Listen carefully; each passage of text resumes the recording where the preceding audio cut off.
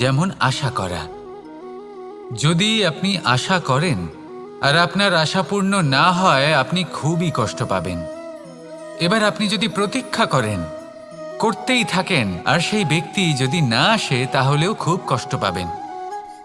আর হলো তুলনা। আপনি যদি তুলনা করতে যান, তাহলে এটাই ভাববেন যে হয় আমি বা অন্য কোনো ব্যক্তি, এই দুজনের মধ্যে কোনো এক ব্যক্তি নিকৃষ্ট। আর এই ভাবনাটাই হলো অনুচিত। যদি আমরা কথা বলি সেই সব বিষয়ে যা আমাদের করা উচিত, যেমন পরীক্ষা। এই পরীক্ষা সবসময় আমাদের আরো সফল করে তোলে, আরো শ্রেষ্ঠ করে তোলে, আরো উৎকৃষ্ট করে তোলে। আসন্ন মহাসংগ্রামের জন্য আমাদের প্রস্তুত করে তোলে এই পরীক্ষা। তাই এই পরীক্ষার থেকে কখনোই পালাবেন না, এর সম্মুখীন হন। আর হলো কর্ম। কর্ম করা কখনোই বন্ধ করবেন না।